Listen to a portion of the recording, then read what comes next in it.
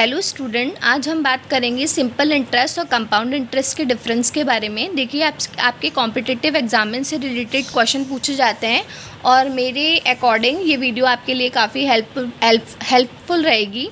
और अगर मेरी वीडियो आपके लिए हेल्पफुल रहे तो प्लीज़ मेरी वीडियो को लाइक एंड शेयर ज़रूर कीजिएगा।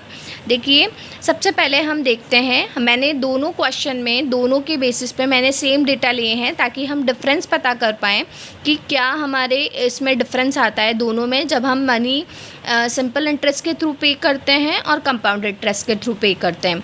तो देखिए, इसमें हमारा जो अमाउंट हमने लोन लिया है वो है 15,000। 5% की रेट से हमने मनी लोन ली है और 2 इयर्स के लिए हमने लिया हुआ है।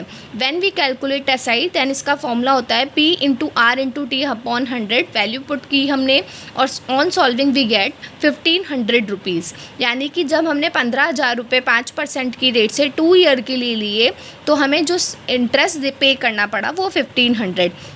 यानी 2 ईयर के बाद में जो total amount to be paided by us which is 15,000 into plus 1500 which is 16,500। Okay, आपको कितना अमाउंट पे करना पड़ा? 16,500 रुपये, जब आप सिंपल इंटरेस्ट के थ्रू अपना मनी उधार ले रहे हैं तो।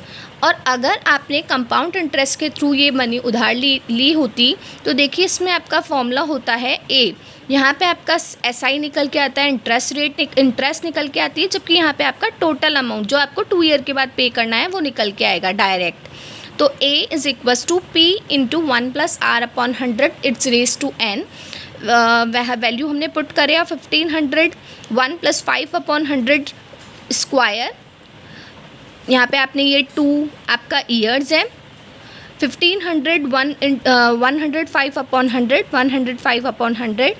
When we solve this term, we get 16,537.5 rupees. तो देखिए, दोनों में आपने डिफरेंस देखा।